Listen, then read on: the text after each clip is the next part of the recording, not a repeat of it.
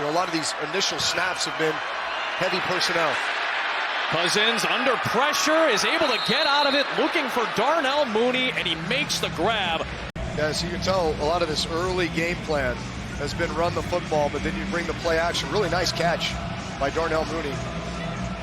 Just plucking that thing right off the turf. He can find a little bit of rhythm with Cousins. He's lined up to the right. Quick out from Cousins, and a connection with David Sills. They did spot the ball properly at the 23. That's where Michael Davis made contact for New Orleans. So that's where Atlanta starts this drive. And Cousins with a floater. It is bobbled and corralled by Kyle Pitts. A really good job by the offensive line up front. A lot of this under center action provides great play action. But it's also what allows you, these tight ends are blocking, they're blocking, and then you just slowly release them on some of these wheel routes and different things to create some down the field opportunities. Cousins sacked twice on third down. This time he delivers outside to Darnell Mooney, who picks up the first. For a large part of the season last year, and certainly in the early going now, he's a really dynamic, athletic player who can play outside, also play the slot. He's a great deep threat as well, and really that's what sets up a lot of the intermediate stuff with him, is just because as a defender, you're afraid of his speed. Saints looking for a stop. Falcons have the best streak in the red zone of the NFL going. Cousins, pressure picked up, end zone shot, touchdown, David Sills. Falcons extend the lead, and an excellent job by the offensive line to pick up the pressure. Yep. Kirk Cousins talked about his rapport with Sills and the fact they've just been running scout team together here the entire year. So that me-to-you connection is there. They motion Bijan Robinson out of the backfield. He pulls that underneath coverage down the entire year. So that me-to-you connection is there. They motion Bijan Robinson out of the backfield. He pulls that underneath coverage down.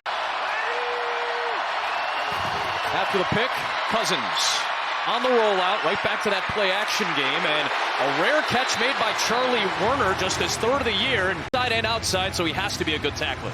Yes, he does. He's a very versatile player. Plays nickel. Obviously, he's in a lot of positions where he's having to cover tight ends, cover receivers as well. Fake it to Robinson. Cousins wanted to go deep, instead dumps it off, and a nice maneuver right back to Charlie Werner. As many catches in the last two plays as he had in the first 10 games this season. That's pretty nifty by Kirk Cousins. Look, I love the aggressiveness of the offense, man. 2 play actions in a row. They're really trying to throw this deep pylon route or sail route out to the left side. But Kirk Cousins almost like midstream adjust just to dump. They've come out throwing after the pick six. Now a flea flicker back from Algier. Nothing downfield for Cousins.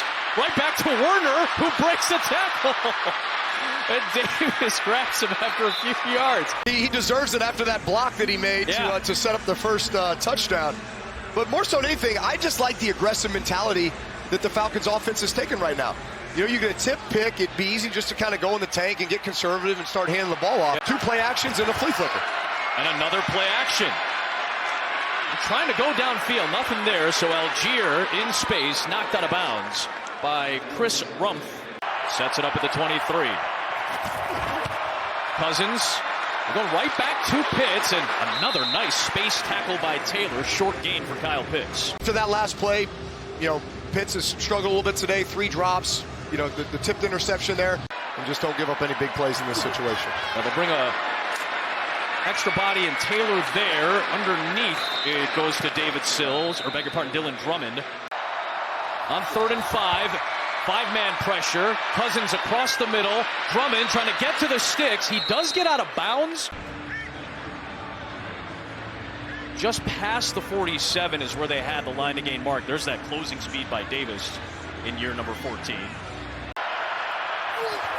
Saints back off. They bring just 4. Swing it out. Robinson, good job of holding on to it, and he stops the clock running out of bounds. Again, just a 4-man rush for New Orleans. Here comes Cousins stepping up. He wants to stop the clock, so he's going to get to the sticks, take a shoulder as well from Justin Reed. Couple of veterans going at it there. 300 career NFL games.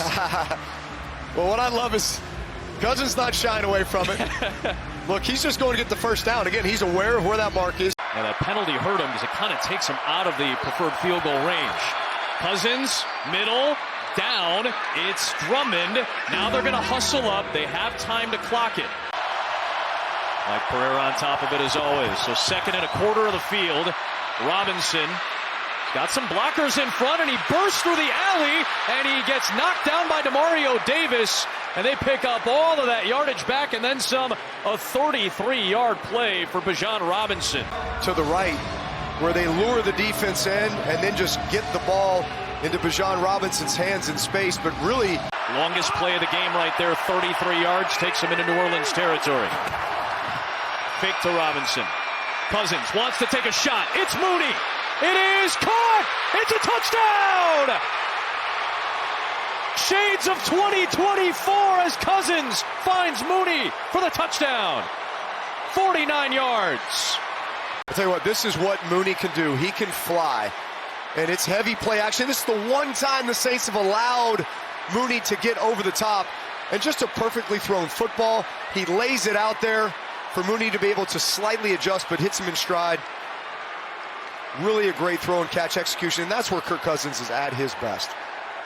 That touchdown pass ties Johnny Unitas, 290. He lays it out there for Mooney to be able to slightly adjust, but hits him in stride. They came in and played inspired. How about Kirk Cousins, who at one point near the deadline requested a trade to try to get an opportunity elsewhere. Instead, when nothing developed, nothing formulated, they said, all right, we're going to hold on. Kirk's going to stay as the backup and gets thrust into the role with the Penix injury. He comes away with a victory.